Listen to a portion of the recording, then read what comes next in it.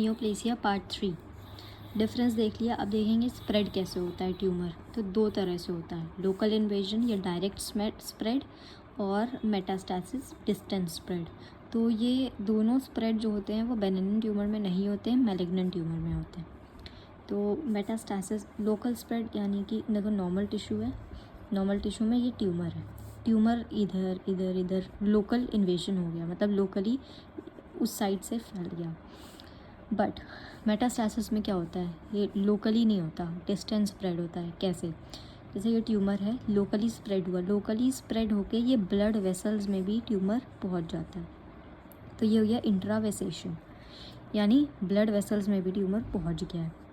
अब blood vessels से क्या होगा, ब्लड वेसल्स से सर्वाइवल होगा सर्कुलेशन में, सर्कुलेशन से फिर होगा एक्स्ट्रावेकेशन। ये हो गया गया ब्लड वेसल में गया इंट्रावेकेशन, फिर सर्वाइवल इन सर्कुलेशन, उसके बाद जाएगा एक्स्ट्रावेकेशन यानी कि ब्लड स्ट्रीम से दूसरे ऑर्गन में। तो क्या हुआ, इस तरह से यहाँ से ब्लड के थ्रू ये दूसरे ऑर्गन में पहुँच गया। इसी तरह ये बाकी सारे ऑर्गन में फैल जाता है सर्कुलेशन से, दूसरे ऑर्गन में ट्यूमर का फॉर्मेशन हो जाता है।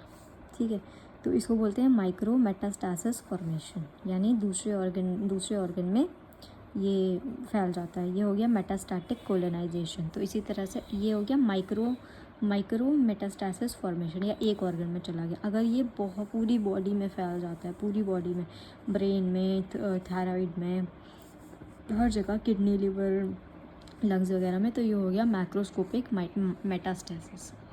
ठीक है, तो इस तरह से स्प्रेड होता है ट्यूमर का। डेफिनेशन देखें तो spread of tumour by invasion in such a way that the mass are formed away from the primary site, मतलब प्राइमरी साइट से दूसरी जगह अवे फ्रॉम प्राइमरी साइट पे भी मास का फॉर्मेशन हो जाएगा। Spread of tumour by invasion is in such a way that mass are formed away from the primary site. Spread of tumour to other part because of penetration into the blood vessel. कैसे होगा spread tumour? इस तरह से होगा दूसरे part में कि उसका पेनिट्रेशन हो जाएगा ब्लड वेसल्स में या लिम्फेटिक्स में या बॉडी कैविटी में, जिससे जो ट्यूमर होगा वो अदर ऑर्गन तक या बॉडी के बहुत सारे ऑर्गन्स तक ट्यूमर पहुंच जाएगा। बेनिग्न ट्यूमर में कोई मेटास्टैसिस नहीं होता है, मैलिग्नेंट ट्यूमर मेटासाइज होता है। एक्सेप्ट CNS में ग्लियोमास का फॉर्मेशन होगा तो ये मेटास्टैसिस नहीं करेगा, या बेसल सेल कार्सिनोमा हो गया ऑफ स्किन तो, या रोडेंट अल्सर, तो इसका कोई मेटास्टैसिस नहीं होगा, इसका लोकल इन्वेजन होगा लेकिन मेटास्टैसिस नहीं होगा।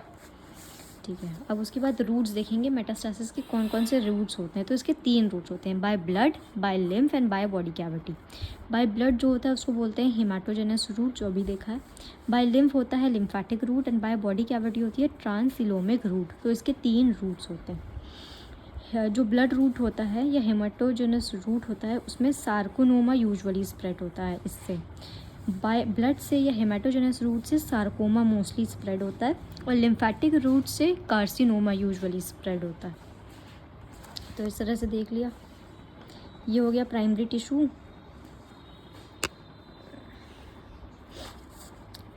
ये पूरा सिस्टमैटिक डायग्राम है कि किस तरह से ब्लड फैलता है। तो यहाँ पे हम लोग ने ब्लड वेसल्स देखा था कि कैसे ब्लड के थ्रू या सर्कुलेशन के थ्रू ट्यूमर स्प्रेड हो रहा है। यहाँ पे हम लोग देखेंगे लिम्फेटिक रूट कैसा है।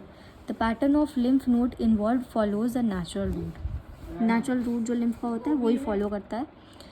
तो द फर्स्ट नोड, जो लिम्फ नोड्स होती हैं लिम्फ में, लिम्फ वेसल्स में लिम्फ नोड्स होती हैं, तो जो फर्स्ट नोड होती है जो रिसीव करती है लिम्फ को, उसको फ्रॉम प्राइमरी ट्यूमर, उसको बोलते हैं सेंटिनल लिम्फ नोड। जो पहली नोड होती है रिसीव करती है lymph from the primary tumour site, उसको बोलते हैं सेंटिनल लिम्फ नोड। ये ट्रू भी होती है और फॉल्स भी होती है। Central lymph node usually useful होती है ब्रेस्ट कैंसर में, वल्वल कैंसर में और मेलानोमा में।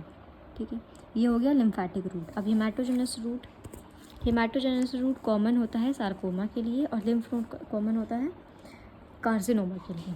तो common route for sarcoma. Veins are most commonly involve than arteries. इसमें वेन सबसे ज़्यादा स्प्रेड करती हैं, because veins have thinner walls they can penetrate rapidly. क्योंकि वॉल्स की वेन्स जो होती हैं वो थिनर उसकी वॉल्स होती है, तो ये ईजिली पेनिट्रेट हो जाती है। Lungs and liver are most frequently involve. Lungs में हार्ट के थ्रू और लिवर में पोर्टल वेन के थ्रू ये ट्यूमर फैलता है।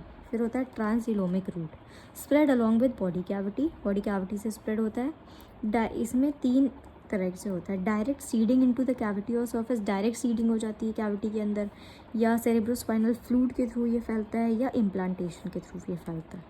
तो ये 3 तरह से फैलता है transcoelomic, direct seeding into the cavity और surface, spread via CSF cerebrospinal fluid and implantation के थ्रू ये वाले रूट से फैलता है। Carcinoma of stomach seed to both ovaries, stomach से ये ओवरीज में जाता है, जिसको बोलते हैं क्रूकेनबर्ग ट्यूमर। अगर इसमें क्या होता है, एक ट्यूमर जो होता है वो स्टमक में होता है और 2 ट्यूमर्स दोनों ओवरी में होते हैं, इसको बोलते हैं ट्रिपल ट्यूमर या क्रूकेनबर्ग ट्यूमर। ठीक है, तो via CSF if tumour is in the brain, अगर ब्रेन में है तो वो CSF के थ्रू स्प्रेड होगा। अगर इम्प्लांटेशन में है, अगर इम्प्लांटेशन कैसे होता है, अगर पेशेंट्स ऑपरेशन के थ्रू कोई स्कार्पल या नीडल या सूचर्स के थ्रू एक प्लेस से दूसरी प्लेस में अगर वो लग गया है तो वो उस तरह से ट्यूमर फैल जाता है। So there are 8 steps of haematogenous route. Haematogenous route देखेंगे, उसके 8 स्टेप्स होते हैं।